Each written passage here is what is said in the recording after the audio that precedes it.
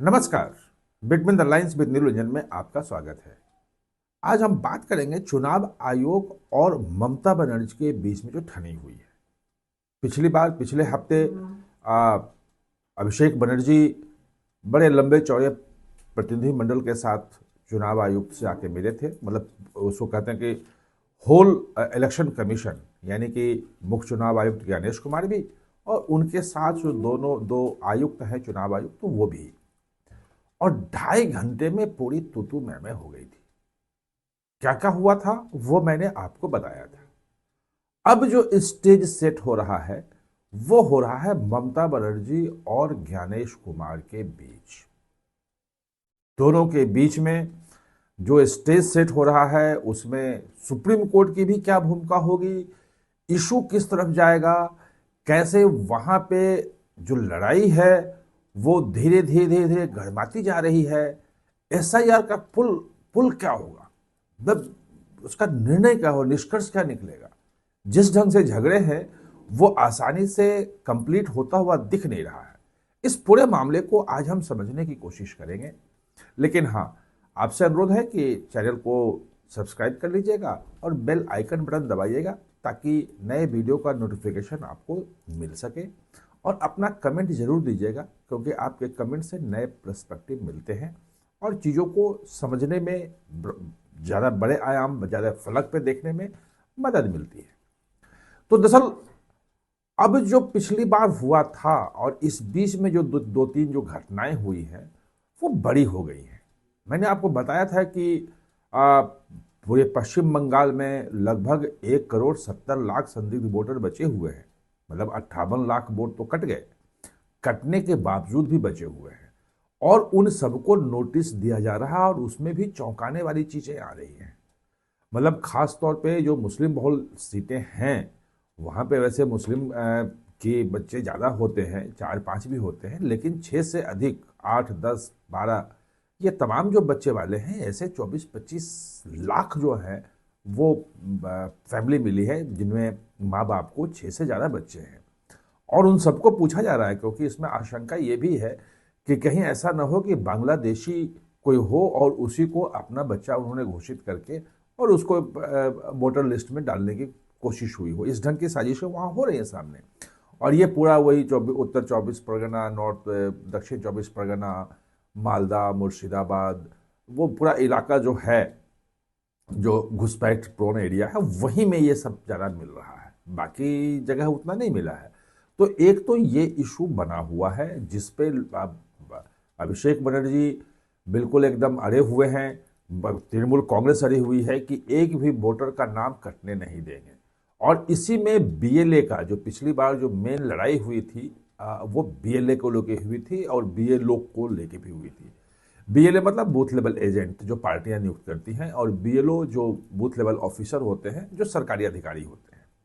अब उसमें जो समस्या जो आई है और जिसने जो कहा है कि उसके जो 18,000 रुपये मिल रहे हैं ऐसा काम में लगने के कारण वो पैसे नहीं दे रही, रिलीज कर रही है। और जब मुख्य चुनाव आयुक्त ने कहा अभिषेक बनर्जी से कि भाई आपकी सरकार को तत्काल रिलीज करना चाहिए, सभी राज्यों ने कर दिया है, 12 राज्यों में एसआईआर चल रहा है, सबने पैसे दे दिए, आपकी सरकार नहीं दे रही है। तो वो कह रहा है कि फिर अभिषेक बनर्जी ने कहा कि नहीं, हमारे पास तो पैसे ही नहीं कि हम दे सकें। 80-90 करोड़ का खर्चा लगभग है उसमें कि देना पड़ेगा आपको। तो क्योंकि बीएलओ जो भी है वो लगभग 88 लाख, 88,000, 90,000 है, सभी बूथ पे वहां पे हैं। तो वो नहीं है। फिर मुख्य चुनाव आयुक्त ने बोल दिया कि भाई अगर आपके पास इसके पैसे नहीं है देने के लिए तो चुनाव कैसे करवाएं, क्योंकि चुनाव का जो खर्च होता है वो भी राज्य सरकार के खाते से जाता है क्योंकि वो संवैधानिक जिम्मेवारी आपकी है और उसमें लगभग 350 करोड़ के आसपास खर्च होगा। तो फिर आप चुनाव कैसे करवाएंगे। तो वो अभिषेक बनर्जी ने कहा कि नहीं, हम उस चुनाव को देख लेंगे, उस वक्त पैसे की व्यवस्था देख लेंगे। वो तो कह दिया उस वक्त, लेकिन मुख्य चुनाव आयुक्त अड़े हुए हैं कि आपको देना पड़ेगा। और ये बात भी साफ साफ कर दी है कि आप बीएलए की जो मांग कर रहे हैं वो नहीं होगा, क्योंकि एक बीएलए तो सभी पार्टियों के होते हैं और जितने रिकॉग्नाइज्ड पार्टी हैं वहां पे 6 जो हैं वो रिकॉग्नाइज्ड पार्टियां हैं वहां पे, तो 6 बीएलए रखने पड़ेंगे और सबके हर जगह है भी नहीं बीएलए। तो ऐसे में वहां पे बीएलए को नहीं दिया जा सकता है। जो ऑब्जर्वर जो सेंटर ने नियुक्त किया है और जो बीएलओ है वो रहेंगे, और जिसको नोटिस जा रहा है वो अपने दस्तावेज प्रस्तुत करे कि वो भारतीय नागरिक है। इसको लेकर के झगड़ा हो रहा है। उसने कह दिया है कि भाई आप सिलेक्टेड हैं, आपको सिलेक्ट किया गया है मुख्य चुनाव आयुक्त के लिए, और हम इलेक्टेड हैं, जनता के प्रतिनिधि हैं, हमारे सामने झुकना होगा। और अभिषेक बनर्जी ने अब कहा है कि ममता बनर्जी इस हफ्ते दिल्ली आ रही है, यानी कि दिल्ली में अब ममता बनर्जी और ज्ञानेश कुमार की मुलाकात होती है। अभी टाइम मांगा है, कब मिलेगा वो देखना है, लेकिन इस हफ्ते आएंगे। और टाइम अगर मुख्यमंत्री मांगती हैं तो टाइम मिल भी जाएगा, उसमें मुझे नहीं लगता है कि टाइम देने में कोई दिक्कत होगी। वैसे अभी 31 को तो मिले ही उनकी पूरा डेलीगेशन, तो इतनी जल्दी मतलब टाइम देने में हो सकता है चुनाव आयोग सोचे, लेकिन चूंकि चुनाव आयोग को चुनाव करवाना भी है, लोकतांत्रिक प्रक्रिया है, और मुख्यमंत्री अगर चुनी हुई आ रही हैं मिलने के लिए तो मिलना पड़ेगा। और उसमें जो झगड़े होंगे वो देखने वाली बात होगी, क्योंकि ज्ञानेश कुमार भी पीछे हटने को तैयार नहीं है। कल अभिषेक बनर्जी ने वो 3 जो हैं वो ऐसे मतदाताओं को मंच पे खड़ा किया और कहा कि देखो इनके नाम जो है इनको मृत घोषित कर दिया, ये जिंदा हैं।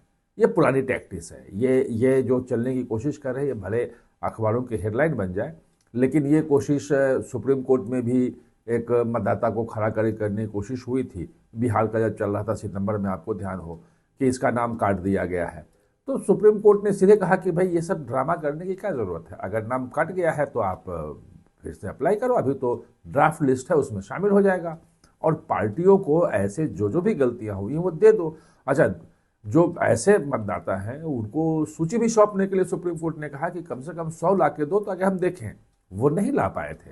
और एक राहुल गांधी के मंच पे जो महिला को खड़ा किया गया था कि उसका नाम काट दिया गया है जानबूझ करके, बाद में उसने खुद कहा कि नहीं उसका नाम है। ये तमाम चीजें चल रही हैं वहां पे पश्चिम बंगाल में, और अभी जो तनातनी है और सुप्रीम कोर्ट में फिर जो सुनवाई है, सुप्रीम कोर्ट खुलेगा तो फिर सुनवाई शुरू होगी। इसमें ज्ञानेश कुमार का जो पलड़ा है वो कानूनी रूप से, संवैधानिक रूप से भारी है। सिर्फ हम जनता के चुने प्रतिनिधि हैं, अपने मनमाने तरीके से वोटर लिस्ट तैयार करवाएंगे, ये नहीं चलेगा। और सुप्रीम कोर्ट अभी 8 जुलाई से लेकर अभी तक जितने सुनवाई हुई है जिसमें उसका रुख दिखा है, वो साफ साफ कह दिया है कि SIR करवाना जो है वो जिम्मेवारी है चुनाव आयोग की, और चुनाव आयोग का यह संवैधानिक अधिकार है। भारतीय नागरिक ही वोटर लिस्ट में हो, ये अनुच्छेद 326 में स्पष्ट किया गया है, वो चुनाव आयोग ये सुनिश्चित करेगा।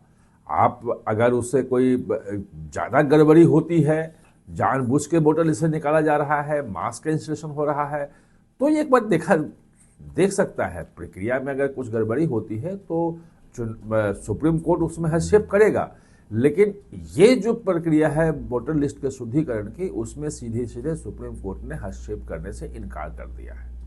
अब इंतजार है कि जो आमने सामने की लड़ाई जो ममता बनर्जी और ज्ञानेश कुमार के बीच में जो मुलाकात होती है वो कैसी रहेगी, उसके आगे क्या होगा, क्योंकि उसके बाद पश्चिम बंगाल की राजनीति और गर्मा जाएगी, इस बात की आशंका है।